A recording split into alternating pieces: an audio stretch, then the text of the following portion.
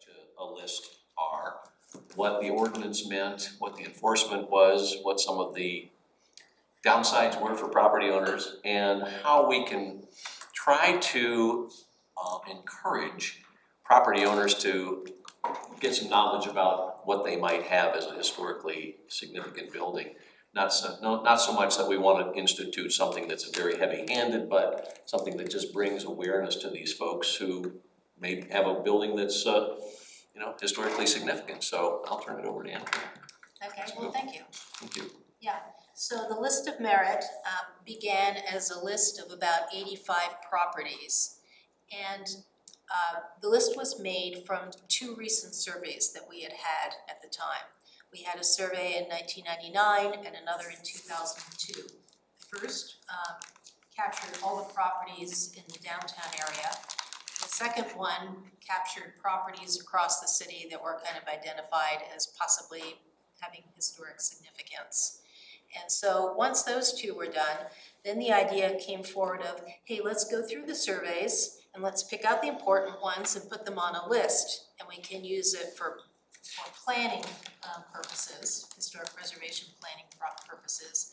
And we can also use it for when the board wants to do outreach to property owners in the city about designating their properties, we would know where to concentrate those efforts. So the list of merit was put together and there was an ordinance put in the HP code about it. So, and that's all good, but there was another piece to it that went along with the ordinance, and that was that any property on the list of merit, the property owner would be subject to a 30-day hold for any building permit that was submitted. And the idea, of course, was to allow for the city to take a look at what was being done to this historically significant property. But property owners didn't like it at all, ever. And so the way the ordinance was written, it was capturing people who were just trying to get a new roof after a hailstorm, or doing some minor repairs. And then some people were remodeling their house, and then they would submit their permit over here at the building counter, and I would be called out, show up and say, oh, you have a 30-day hold, and let me see, what are you planning for your house? And point out how they might be able to preserve it rather than perhaps bring it in another direction. And nobody liked it. I mean, it was just, it got to the point where it was giving historic preservation in this community a bad name. We didn't have any wins with the program. And it was then sort of around that time that one of the board members at the time had an idea to include the House of Pancakes on the list of merit. And the board, I believe, even voted on it. And then a letter was sent to the new property owner. It came up because the property had just sold. After House of Pancakes closed down in the building sold. And the city's letter went out saying, this is a great thing, you're on the list of merit, you have historic significance, and promptly a letter came back from the property owner's attorney saying we didn't ask to be on this list of merit, and there was no due process. I'm being subject to a 30-day hold without having an opportunity to comment on that. And of course that was actually, correct, there is no due process.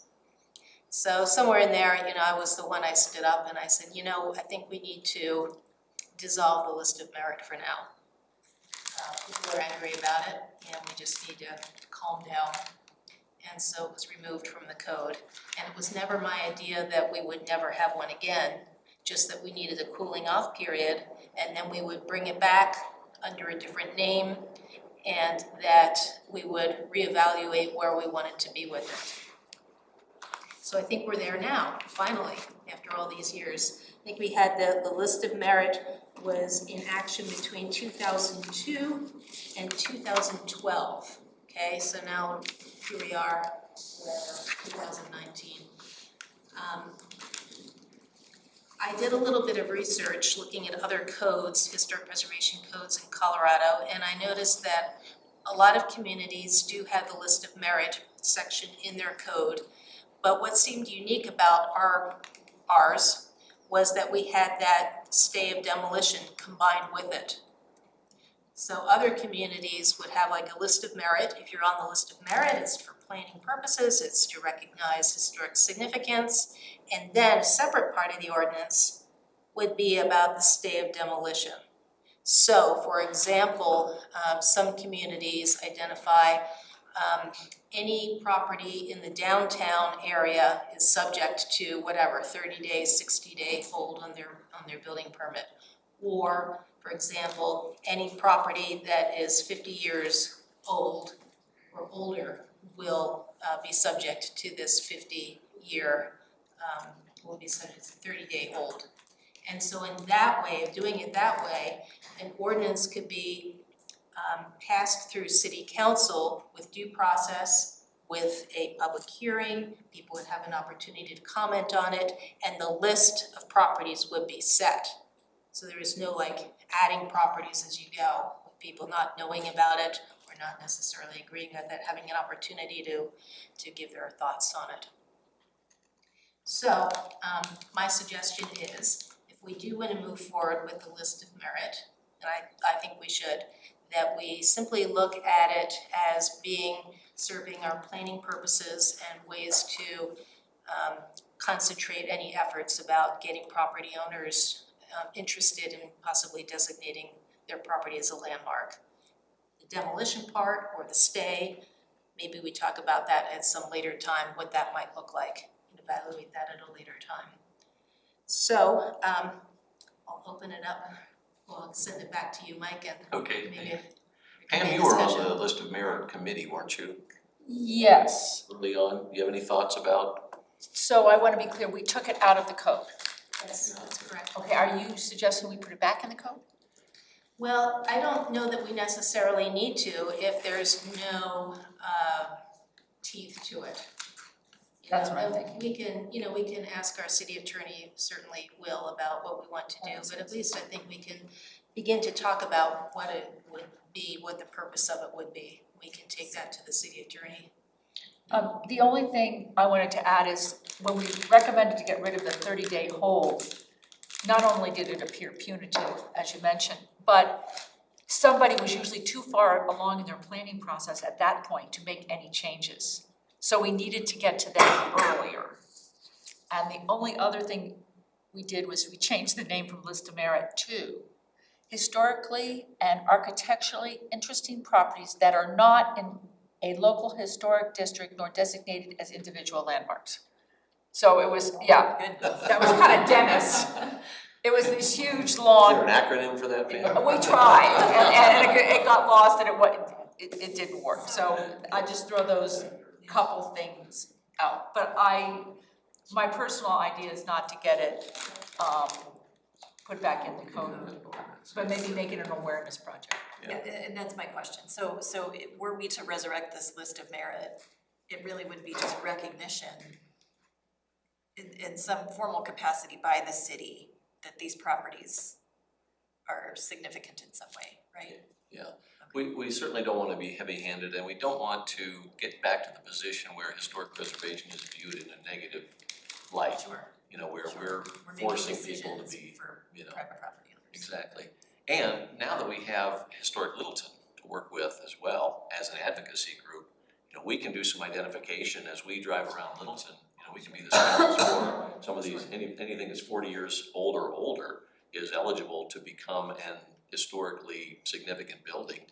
And that way we can decide whether we need a survey on it, or maybe we already have a survey on it, and then we can notify that property owner that they are sitting on something that is historically significant. So I think if we do it that way, it'll be a lot less negative. You know, the approach that we would take, I think, would be much better that way. So I'm calling on all of you to be scouts. Separately then, I'm sorry, I'm just trying to process everything that we've heard. Would we then, as a board, advocate to city council to do something with more teeth in it, as you say? In terms of like some of the other examples you were giving in other cities where there's a blanket of properties over a certain age or in a certain region that would have a 30-day stay? I mean, I know that's a separate thing from what we're talking about. Yeah, I do see it as a separate thing, and probably not a good time right now with the comp plan and everything else going on to Yeah, I agree. necessarily discuss that, so. Okay, Is so that a really little we're just later? talking list of merit tonight. Yeah, And that it's- would definitely require a code amendment to put Right. full teeth. Well, and that's my question, like, are we gonna tackle that, or are we just, Yeah, I think that one of the things that we've heard was that the list of merit didn't really have such a great name in Littleton. People didn't like it, nobody was happy with it. And then Pam, you were saying that the name was changed. Right, to this big, long, huge thing. And that's a great description of what it is. But I think we should stop using the language list of merit, because we really are not talking about that list of merit. We're talking about doing something else. something interesting? Yeah. Well, and I don't know if you've been watching what's going on in Denver about that restaurant. Something diner, yeah. Yeah, where, Yes. yes, and I've been watching it, and as historic preservation, of course, you wanna keep things, but here's this property owner that thinks his building is going to fund his retirement, and it's like property owner rights versus historic preservation, and I'm watching it closely in the paper. It's interesting. Yeah, and we don't wanna get caught up in something like that, where people feel like they don't have rights. And as Andrea pointed out, in Littleton, we don't have a citizen initiative to be able to do a hostile Right. landmarking. Only Historic Preservation Board and council can do Do it. that. Whereas in Denver, that was a citizen committee that got together and said, Yeah, Tom, we wanna take your, To do it. pardon me? They only need one person. Yeah, that's right. really? And one of the things that's happened in Denver is that there are people who oppose development. And, whether it's development in general, development in this neighborhood, development specifically in my backyard. And they can petition to designate a hostile designation. And that really, they've kind of weaponized historic preservation. And that's not good for historic For preservation. anybody. Yeah. And as Andrea pointed out earlier, that, we really need something like this for planning purposes going forward, whether it's official or unofficial, just to have this, in planning's lap, so that they know, going forward what some of these important buildings are in our community. And if I can add, back in the old days, the list of merit, we had no GIS. Now that we do, we can put all of these properties on the GIS and we can code them with different information. So for example, the architectural style, if we wanted to know where are all the remaining farmhouses in Littleton, we can pull that up on a map. Or examples of preserved bungalows, or mid-century modern, where are all of those properties? So we just have a lot of different ways to shuffle the information now, and I think it can be really helpful for all the planning efforts that we do out in the neighborhoods. I just wanna offer that when I worked for a consulting company, I think like a year and a half ago, we were working on a project with Fort Collins to revamp their historic preservation code. So I think I have like a 60-page report on best practices about structures of merit, non-consensual designations, basically all the topics that we've talked about, or it covers Colorado and also nationwide, so it might be helpful. I can definitely share it, cause I wrote it. I love to read. Yeah, that would be interesting. Very helpful. There's more specific like critique of Fort Collins code, but that's probably not relevant, but Great. If you could send that to Andrea, then she can send that out to the rest of the board. yeah, happy to do That'd be that. great. Thank you. Thank you. Thanks. I like the idea of using this as a promotional vehicle and sending a letter that talks about how, congratulations, like it started before, and tell them a little bit about their property if that's possible, because, that will kind of help them have more pride in the property. And then using it as a chance to say, now, if you designate, if you do these things, these different programs or opportunities would be open to you, just kind of letting them know. Some of the little work. benefits, yeah. The benefits, thank you. Yeah, Kim's going to start going through that with Littleton Boulevard property owners Yeah, very soon. Maybe on a one-on-one or yeah. a gathering, but that it's a wonderful opportunity to present that kind of information to the property owners and, recommend landmarking and why you should.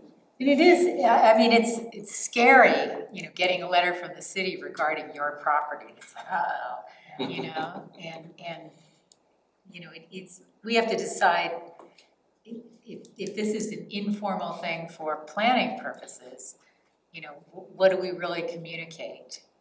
And it could be as simple as these are significant structures, and it just kind of triggers a flag if a building permit request comes in. It's like, okay, we have to get somebody out to talk to that property owner and let them know that they've got a historically significant property. Because one of the problems I think you ran into was that even if they did receive this letter, or somebody told them that they're on the list of merit and stuff like that, but they may have forgotten, or they, like, so what, big deal, going about my life. And then I'm trying to get a roof, and, I get the shock of, what do you mean, so. Right, and just to play that a little bit more, usually when people come in for a roofing permit, the roofer is already lined up and has the time set aside for that house. So it really throws a wrench in things. And there also may be a reason they need a roof, like right now. Yes. Andrew, you mentioned that the surveys that they were based on were from 2000 or 1999 or 2001. Would it be a lot of work to update? Because I assume they wouldn't have evaluated things from the 50s and 60s. Well, that's right. I've been thinking about that. So between those two surveys, we have about 900 properties surveyed. And now we have the Littleton Boulevard as well. And they are out of date, and new properties do need to be added. We would need to essentially set aside time for preparing a grant and then administering a grant to do that. And I think we definitely will get to that at some point. In the meantime, as we start to rebuild the list of merit, anyone can fill out a survey form actually. It takes just a little bit of training, and we can get all the information down, and then we can potentially figure out some sort of a process by which anyone on the board or staff can bring forward a survey form that they've completed, and maybe there's criteria that's been established by the board of what would be considered for any property being added to list of merit. So we don't have to wait for the grant, I guess is what I'm saying. We can do some stuff on our own. And we do have, Littleton's growth was post-war, and a lot of that wasn't surveyed. In fact, most of it wasn't surveyed in past surveys. It's kind of like, the giant slug of the baby boom has arrived in terms of interesting buildings. And so there is a lot that needs to be looked at. This is a very significant period in Littleton's development. And I love the idea of, because, doing survey forms, state survey forms, for instance, they're very standard. This is the information they want. And this is the way that you do it, and this is how to do it. I think a workshop on that would be fantastic for the board. And if there's any way, if we could, I don't know, maybe just the board, or maybe interested folks from HLI that might want to participate on a volunteer basis. That's a great idea. And there may be a resource from the state Yes, that could help with that. I think that's very possibly true. I'll contact them. At one time they did quite a few trainings. And I'll see what they have now with the Yeah. new staff. That might be really good. Or, what else might be a great resource? Colorado Preservation Inc. And they might be a really good resource. There's also the CU Denver Historic Preservation Masters Program. There you go, Lots of yes, students yes. to help with surveys. That's a great idea.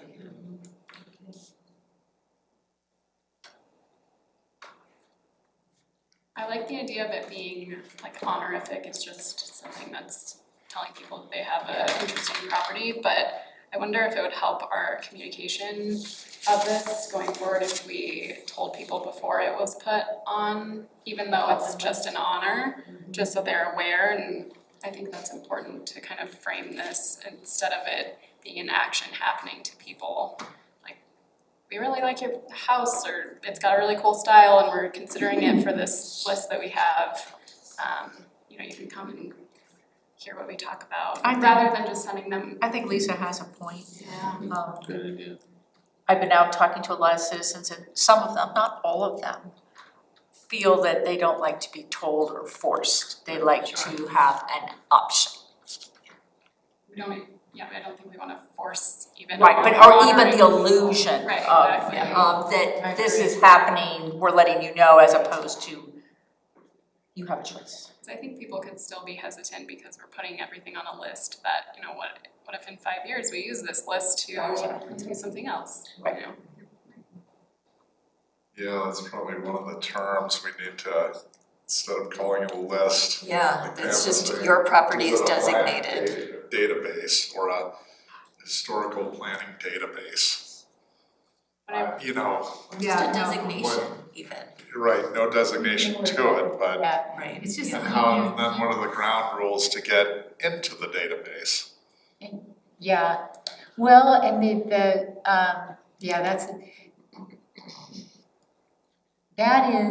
those are really good questions, because, one always anticipates, okay, you put me on this list, and absolutely, no telemarketers will be contacting you, but what kind of mischief is gonna come down the road, in 5 years? Unanticipated. Yeah. I mean, for the most part, these are already surveyed properties that in some way they already are on a list, people just don't know that they've been surveyed as being significant. But when I worked for Minneapolis, we had something called a potential historic resource list, and that was all the things that had been surveyed in the past. But one of the older historic preservation managers refused to ever post that list publicly because he was nervous that if you posted that list, they would know that they only had a small window to demolish something, or it would incite demolition because people would see that. But it worked pretty well because it was used, like you said, as a GIS flag basically when a permit would come in. So if anything came in, people knew it was a potential historic resource, it got evaluated. Usually it was fine. They evaluated like the scope of the building permit and it went through fine, but occasionally it went to the demolition hold step.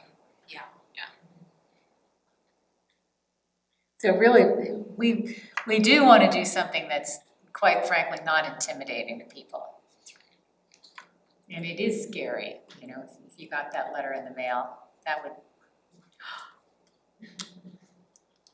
Could it be something more like a publication, like a book, just like something more fun that also served a planning purpose, but wasn't, Littleton Legacy Properties. yeah, or I don't know, just something more than a spreadsheet that they're getting on, or something that they could have and say, oh, my house is in this. Cause I looked up my house was in this survey from 2001 and I contacted the state and got the form because I wanted to see the picture to see when our windows were changed. And it's so fun to see it about your own house and that, my house isn't anything special, but it's fun to see how they wrote about it, yeah. And if it was, as Andrea was saying, if it was a database online, maybe there's mapping that we do to, here are the farmhouses, that we've. Properties of historical interest or something. Yeah, and why they are Right, that right. way, and they're mapped. They're not, it's not a historic designation in any way, but it's part of a planning database. And it's fun to be on there, and maybe, there's some guidelines for getting on there and people can self-report Ooh, yeah. online, say, hey, I wanna be on in that database. I've got a bungalow that I think is pretty special. Then I think if you're on this list, what does that mean? Right. And that's where people get nervous, is there restrictions or Well, right something now, in I the think future? it's So being on this list is just an honor. And what is the implication for me as a property owner? I think somehow we have to address that or something. And I don't think it would flag the property in any way. Or you may wanna avoid the term, we're flagging that property Oh, yeah, I for agree. special review or anything. It's a database. And we can track those properties as they change, and they may be eligible in the future for if somebody wants to, hear the benefits to the program. If you wanna be a part of the program and have your property designated, that's one thing, but, and this is the first list we'll look at. Yeah, occasionally it does turn out very positive. Someone learns about the survey and that their property is historic and they say, wow, I want to landmark my property, Yeah. So the opposite can happen too. And, oh, go ahead. I like kind of where you're going with making it fun and different than a list, like, and I don't know if this is if it's an option, but if we could partner with some other folks like HLI or the realtors or somebody like that to make it like kind of an honor, like, hey, you are good, you've been rolling out some good other options of what we could call it, but kind of a promotional thing, like just talking about our history and really with no other intent. I mean, I think the other thing is we should be clear, are we doing this to try to encourage people to nominate their properties, or are we doing this to one day later figure out a regulatory solution? I think we should be honest with ourselves and talk about that fully. Or just to build awareness. I Yeah, think the third option is. oh yeah, that's where I was going, yeah. I think it has to do with like the property you worked with on Littleton Boulevard. That property owner who got the award, remember, had no idea they had an historic property. Right. Yeah. Once they realized it, That's the coolest thing. they did a design that fit Right. in with the historic look and feel, and Yeah. it still fits in it. And that, I guess, is one of the goals. Yeah. Just consider how you remodel because you have a historic property. Not telling you how to remodel, just Right. think Just about like it. you might wanna do this, cause guess what, you live in a farmhouse. That's Right. our legacy of Littleton. Right.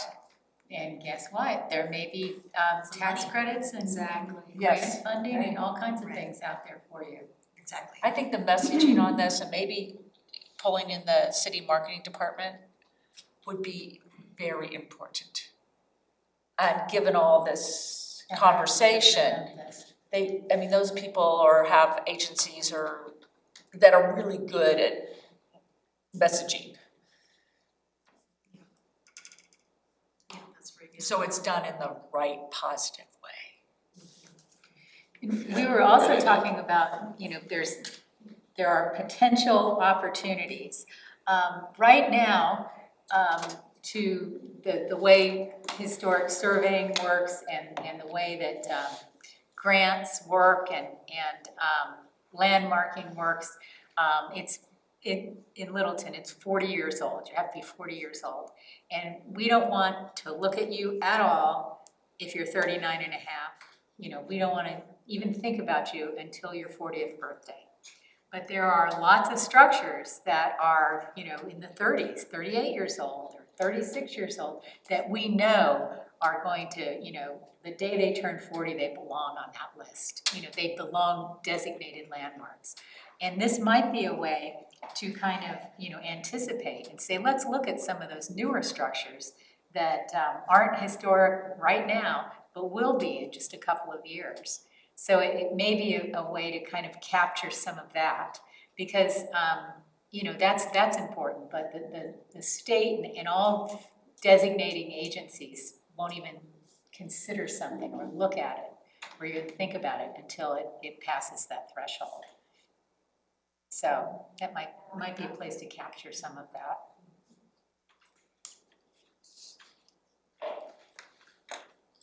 We'll just build awareness in the community. Right. Great. Well, okay, any other discussion about that? I think this was some wonderful ideas that you've come up with tonight. How do we wanna move forward? Well, I think what we should do, is, I think we should take some of these ideas. First of all, I think we get Lisa's, work. I think I'd love to we read it. review that, I think that would be terrific, because I think that'll give us some great background on, how the whole process works. And then I think we come up with a, with the next steps. Perhaps we do that at the next meeting, everybody think about it, and then we can have an agenda item to talk about, what's the best way that we can encourage participation or in a non-threatening way. Whether it's a database or whether it's a list or whether, whatever it turns out to be, and kind of move forward that way. What I kind of took away from our discussion is that we want it to be an historic database, not a list, or Littleton Legacy Properties, or a map. And that maybe the marketing department would help us with messaging, and the purpose would be to honor the property, that there's no restrictions now in the future, that is just awareness, so they would consider the heritage of their building if they remodeled, and consider landmarking if they want to preserve for the future. So that's kind of what I took away in a nutshell. Yeah, and our next meeting will be at Littleton Cafe. No, I'm just kidding. Oh. That's the International House of Pancakes. That's what got this all started. Anyway, And the other was, maybe pulling together a survey, workshop yeah. for people filling out the survey forms. Mhm. Andrea, of these, I guess 85 properties that are on this list, Yes. I see two of them that have been demolished. Are there any others? Are the ones that are IREA and the Iris Cafe? Do you know of any others that have been? Yes, I think one of the first steps that needs to happen is an evaluation of our existing list. Okay. Because some have been demolished, and some of them may have been altered to the point where they no longer meet the criteria, whatever that may be, to be on the list. So we get a good list to start with, and then we can start adding to it. Would that be a good board task for between now and then? I mean, if there's 80-some properties on there and we have Divide it up? 8 board members, I guess, we've got about 10 per. Yeah, maybe we could put it on a map so we could have geographic areas, so you're not running all around town. Yeah, that's a And great they are idea. there's several on the same street. Mm-hmm. Sure. Yeah, some would be very easy to do because they're all of this name. To see what's left. Would we need the survey to see if it had been changed? Yes, I can send those out. That's a good idea. So would people be willing to do that? Do Absolutely. we have time to do that? Just run around and look at people's houses, go in people's yards? Yeah. Yeah, I know.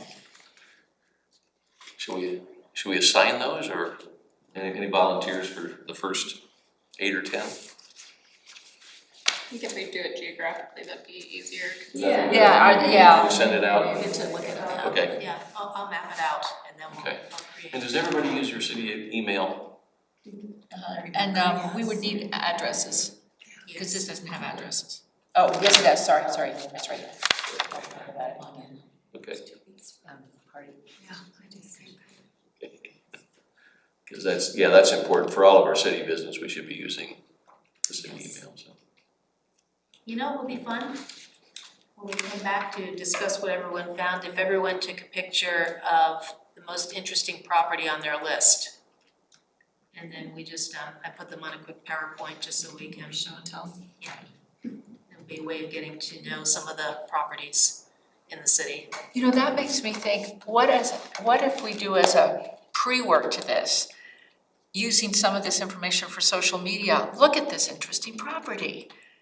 Little discussion of it. I mean, just to get people thinking about historic properties, I mean, maybe on Actually, the website or Facebook or. would you need the property owner's permission though? Probably want to give them a heads up. at least. Yeah. As a journalist, you would not, because you're standing in a public place looking at something that anybody could see. But yes, people but you're right, like you're that. The kind of legacy of where this has been. Yeah. Good point. And eventually we may be able to put together sort of a test, not a full list but how would this look on a website if you were to go to a map and say, okay, this is a mapping of interesting properties that are not historic landmarks. And can I look at all the farmhouses?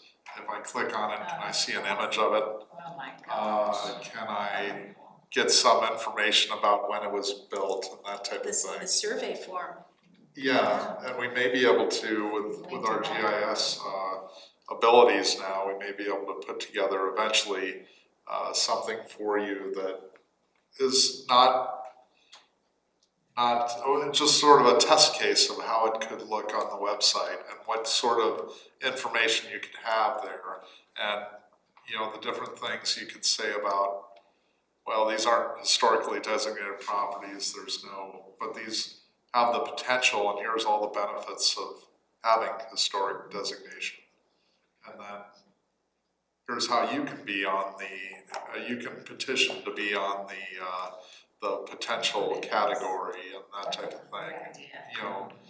More interactive than a list would be, and might have some information. But eventually we might be able to get to something like that, kind of a test page or something So that cool, that would be cool. you could talk about in more detail and see if that's something you're interested in. This may be a dopey analogy, but it's almost like a historic landmark plaque around town, right? So, like, your house is so interesting. It's got this virtual plaque, so people can go read about whatever makes your house interesting on a map without, changing the status of your house or property. Denver does something similar to that. And I walk around Littleton and I look at a house or a building and I always wonder, gosh, I wonder what the story is behind that. And I always say, I'm gonna go to the Absolutely. museum and look that up, and then by the time I get home, I forget. Right, But but how cool to have. It would be so cool. And in Denver, they have that thing where you can dial it up on your phone. Like a QR code or something Yeah. on the fence or something. And they actually have like significant people who will do a little narrative, just read a really brief narrative. This is the governor's mansion, blah, blah, blah, blah, blah. Or this is this building, blah, blah, blah. And so it's cool that you have kind of local celebrities, if you will, voicing that. Mhm. And that was kind of cool. Yeah, and that would be relatively easy to Yeah. do. And generate goodwill toward this whole project rather than fear. Yeah. What's the story with this? Is the ultimate platform that it's viewed, could that be part of the grant that you're talking about, the additional survey? Cause it seems to me like there's a lot of good ideas, but it's probably kind of hard for you guys to implement. Yes. So it might be worth a shot, cause it'd be good, it's good outreach and just spreading goodwill about preservation, so it seems like something that you could maybe qualify for grant money. Yes, and it could make a much stronger grant application actually, because I think the state is aware of that some of the surveys that are done sit on shelves and that's the end of it. So to have the outreach component, I think that's probably very wonderful. desirable for them. I mean, you could just, do all kinds of stuff with that, do a little school children tours of going around town and finding these places, and you could do a number of things, like the old geocaching, where you had to find a location. Interesting property. Yeah. It could be worth planning out some kind of fun events at the same time that it's coming out, just to also, you could have, I feel like to clear the air from the previous list, Yeah. probably have to have some more informational meetings, but you could have fun gatherings where people are actually recognized, where it's just an open house or something where people talk about historic We do buildings have or. an awards, historic preservation awards, we work with HLI. We just had one in May, and they skip a year. And they'll have another one Next spring, next, or spring 2021. yeah, 2020. But when you said events, HLI, that might be something where they might grab onto something. Because they do educational events. So we wouldn't have to plan it, but maybe coordinate with them. Just a thought, if that's the direction we end up going somewhere like down the road. Yeah, makes sense. Well, I'll be going to HLI meeting on Wednesday, so I can bring it up with them, so. Yes, you kind of see where they're at, because they're looking, I just met with them before this meeting, they're looking for some next generation to help take over the scavenger hunt. And, you know, some new blood, some things. Great. Anything else? I think that's all I had on my agenda. Do you have anything, Kim? Yeah, I have several things actually. First of all, you all got my invitation for the strictly social, you know, just hanging out and eating some desserty stuff, no business at all, but just meeting each other and talking. And I certainly hope everyone comes, and you know, bring your spouse or don't bring your spouse. We'll have extra spouses there. You know? It's really just a kind of a social thing to get to know each other and find out what our interests are and things along those lines. But one thing that we discovered when I sent that out, because I first sent it to everybody's city email, and it was just like crickets, no response. And then a week later, I sent it to people's personal email because it wasn't city business, it's just a social thing. And then I started getting responses, and I said, people aren't looking at their city email. And so I think we really need to make a point of doing that. And because that is how we communicate when, you know, if we need, like, you know, we'd like to work on this, and this has come up, and all of that stuff, and we have to be able to do that quickly. We have to be able to communicate with each other quickly. And, you know, it seems like, oh, God, it's such a pain to check email. But we do it all the time. I mean, all of us have multiple emails. And, you know, it's kind of like the morning ritual that you're with your cup of coffee, you look at this email, that email, and the other email. And the city email is the least hassle of all of them. Because it's going to have the, you know, the fewest things that you have to respond to. So You it's know what not hard. motivated me to do this? Now, you correct me, but Wendy at some point sent out something, said, if there is something about city business that's on a personal email, and there's an issue, they could seize all your personal emails. So you don't want that to Your happen. personal email is discoverable. I will never, ever No. respond to anything on So- my personal email. Yeah, so that encouraged me never to do any kind of business on personal email that has to do with being on a quasi judicial The city. board, so, yeah, it was scary enough. Yeah, and that's basically why we have the emails. And so we all need to do that. We all need to just make a point of looking at it. And did folks go to the Peter Kagayama, or Kaga, lots of vowels? And yeah, he was really interesting. It was a great presentation. He was talking about placemaking and creating community and stuff like that. And historic preservation is a big part of placemaking. I mean, it can be just a real boon. And somebody asked him, well, you know, like, what's cool about Littleton? And he instantly said, downtown. That our downtown is wonderful, and because it's authentic. You know, people like real, it's beautiful, it's fun to congregate. People are down there, and they're just doing interesting things. And he also talked about something that was interesting, and that was the as development occurs, and you know, we have a corridor, the Mid-Mod corridor, that's you know, that's there is going to be a lot of development there, because that is an area that's kind of changing, and it's a very significant corridor. And he was talking about that cities have to recognize that there is value in beauty, in good design, and good development. And if you don't see the value, then why don't you look at the cost of boring and ugly? And we all know places, not in Littleton, of course, but in other communities that quite frankly are boring and ugly. And it does take away from their community, and it does have a real cost for them. And I just thought that was really fascinating to just kind of think about and bear in mind in the future as we look at things. Let's see, what else do we have?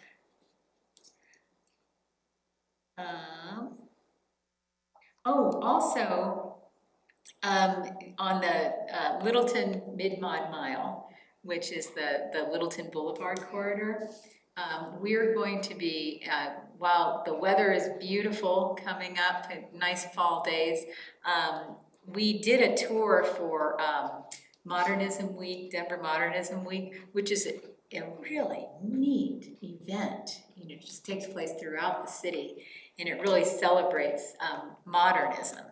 And there's so much of it in Denver.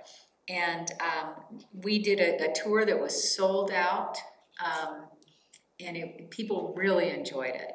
And we wound up, it was a beautiful summer night, standing on the sidewalk for hours afterwards, just talking about mid-century modern and just all of those aspects, and it was great fun. And so I'd like to put together a tour for council. We did a tour in the winter on a freezing cold day, but now the weather's nice. And do the tour and look around, and if anybody else wants to maybe become a tour leader, because, you know, quite frankly, it's not that hard, or become more involved with the Littleton Mid-Mod Mile program, that would be fun. If that's something that you would be interested in doing, we'd love to have you doing that. And there's going to be a tour that's given to the National Trust, what is the name of that conference? Past Forward. Past Forward. And it's a national conference. People are coming in from all over the country. We are going to have a tour that is one of their featured events, and you know, people are paying for it, so this is the real thing. So this is our Mid-Mod Mile is on the national stage now, and so that's kind of cool. So these tours can be significant, and people love them. People absolutely enjoy the heck out of them. So it's a really fun thing, and it's a look at a new period in Littleton, which I think can be really significant. And I think that's all I had. It seemed to me that there was something else, but I don't think so. Okay, Pam. Two things. One is, having met with HLI earlier today, they have a history camp, not HLI, there's a history camp November 2nd. I don't know the details, but. Is that one at ACC? Yeah. Do you have information on it? I can get it. I don't know if anybody's interested, but it sounds really kind of cool. This is I can the, send that info to everyone. Yeah, that'd be I'm great. glad you brought that up, because I was thinking about going to that and I promptly forgot. Yeah, it's just, and I had heard about it after last year and go, darn. Yeah. It sounds real, and they're going to have a session on a tour of downtown Littleton that we give. And for those of you, probably more like Lisa, we have partnered with HLI to give downtown history tours for a couple years now, and they've become very popular. And this year we did it, we used to do it in conjunction with First Friday, but there's not a First Friday, didn't happen this year. I don't know if it's gonna be revived or not, do you know? I haven't heard anything. So I don't know if it's gonna happen next year. So what they decided to do is have the tours instead of May through September, it'll be May through August. So there'll be a May, June, July, and one August tour. Instead of First Friday, it'll be on Western Welcome. And I don't know if anybody's interested, but for the future, if you want to think about being a tour guide, you know, there's always a need for tour guides. It tends to be summertime, and sometimes people are traveling. So if that's of interest to you, I encourage you to go on a tour. It just so happens that Margie and I are giving a tour for Ollie at 1 o'clock on September 25th, if you're interested in coming. 1 o'clock, September 25th? Yes, and we meet at the courthouse. And it's for this Ollie class, but if you wanted to come. And this Ollie class is having a history of various cities around the Denver area. Leviers, Littleton, Parker, are 3 out of 5 of them. And one of them is a history of Littleton. And then in the afternoon, the class is in the morning, in the afternoon at 1 o'clock, they'll have a tour. So that's probably the next one and the last one, except for the one for history camp if you go there. When is history camp? November 2nd. November 2nd. I think that's a Saturday, right? It's a Saturday. Yeah, I think so. And that's a good point that there is a script for that tour. Yes. And there's a script for Littleton Yeah, you're not making it up. Mid-Mod Mile. And, yeah, and I actually bring my script with me because I wanna make sure my dates are right. Yeah. So, yes, you get to know the stories, and the tour of downtown Littleton lasts 50 minutes to an hour, and you go from the courthouse to the Carnegie Library to the melting pot. So, And just a quick shout out to Kim and Richard for an enormous amount of work in putting the tour together. It was fun, thanks. But yeah, it was great fun. And the Mid-Mod Mile, we've gotten great support from the city as far as graphics that have just, the logo is cool beyond belief, which I should have to show you, but. will you send that out too, I Andrea? forgot. I sent out the logo, yeah. Yeah, I mean, it's really neat, and you just, there is so much amazing mid-modern architecture all throughout this community. And there's also been a survey of churches. There are so many mid-mod churches that have been built throughout the community. And I found my own church, South Suburban down on Broadway, the kind of second sanctuary that was built in 1964, was built by, designed by William Munchau, who is a very, very prominent, famous architect, modernist architect in Denver. And it was like, wow, cool. I didn't know that. Nobody else knew it. Except old Lois, whose parents were on the committee. But yeah, I mean, there's just so much incredibly cool stuff that's in this community, in this town. Thank you. I guess we should not adjourn before we talk a little bit about the comp plan and comments that Pam, I know you and Kim sent in. I sent in a letter, and you all had a chance to talk to or send in to Kathleen. thank you, Kathleen. Drew a blank there. So I think that, when I saw the revision after we had our meeting in July, I really thought that the Kendi Keast had really listened to us and had put in a number of things that we had talked about in that meeting. So, and I can only think that the continued revisions were, they're listening to us, I think. So I was pretty pleased with what we saw there, but I think there's still more work to be done. The next big thing is, of course, zoning. And that's going to be a whole different Kendi Keast team who is going to go through pretty much an 18-month process of looking at all of the zoning areas based on character in Littleton. So this gives us a chance with character and historic preservation to be part of that zoning discussion in that process. So I'm hopeful that it'll be a good outcome. I'd just like to add that the Historic Preservation Code will be coming up too as part of the update to the zoning code. And I don't know if it will be with it or after it, but there will be something coming up. That's great, it's so dated. Oh, yes. And there's issues. I put that on one of my suggestions on the future work the historic preservation plan needs to be listed on that. And I remembered the thing I wanted to talk about. It's actually really important. The old barn that's on South Santa Fe, that's on the Enzor property, which, next to the large animal vet clinic that we've all driven past a million times. It's just always been there. Well, it's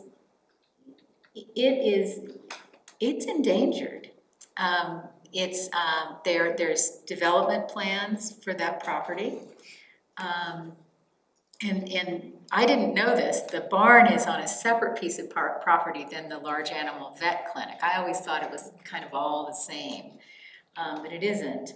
And so there is the folks, the Enzor family, I guess, wants to, sell that. And I don't know if it's already sold or where it stands in development, but We've heard, there's rumor it's under contract, yeah, for a sale, for a potential sale. yeah. But it wouldn't be the first contract on that particular piece of property, so. Yeah. It's a really convoluted, weird thing, and it has been surveyed, I think, twice. And it's actually got a site number, it's registered with the state, there is an official site number, I forget what it is, but it was significant enough to get a site number. And it's threatened not only with development, and plans might not include that barn on any kind of development plan. And also it's threatened just with decay. I mean, it looks fabulous when you drive past it, but it's in really bad shape. It's weathered. Yeah, so it's got kind of several threats against it. And so that's one of the things that we're looking at, saving, basically, if we can. And HPB will be looking into that and trying to figure out what needs to be done there. And, should it be landmarked and that whole process. Colorado Preservation Inc. is very interested in having us nominate it for the endangered places. And they are really interested in us pursuing a nomination and will help us. Do you know when those are due? Yeah. Like soon, I imagine, right? They were due in August. And right. I found out about this barn the Friday before the nomination was due on Saturday. Oh, shoot. And it was like, well, this is not a thing. It's not gonna happen. So for that to happen, it would be another year, it sounds like. Yeah, but the good thing is we have a year to pull this together. And it's one barn. And it's a bank barn, which means that it's built into an earthen bank, which is kind of a tough thing to think about with flat as a pancake Littleton. So it's a significant structure, and it's a one of a kind type of structure. And there's an application is, it's a lot of paperwork, but it's going to be easy paperwork because there have been a couple of surveys. They're really good surveys. I mean, we have a lot of information. So it's going to be very easy to fill all of this out. And then as far as the mapping and stuff that you have to submit, we do have GIS capabilities in the city. And we have a year. This is not a fire drill. So, we can kind of get on the schedule to have some of this done. And this is a wonderful opportunity to have HPB and HLI work together. Because they can do legwork for this. They are very interested. One of the things that we'll have to do is generate letters of support for the barn. And we already have one from Gail. She wrote a wonderful letter.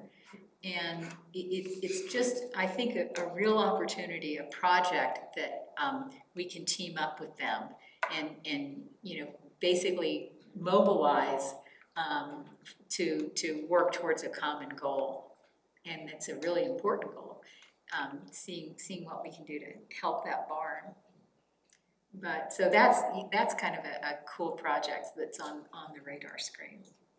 And maybe getting together with HLI to just kind of talk about this and figure out how to split it up. Yeah, Rick Cronenberger and Gail Keeley work very well together in getting the post office designated on a national basis. So we're getting that application in. So I know that where there's a will, there's a way. So. Oh, yeah. And it's a fun project, and it's, quite honestly, it's not like there's a lot of heavy lifting.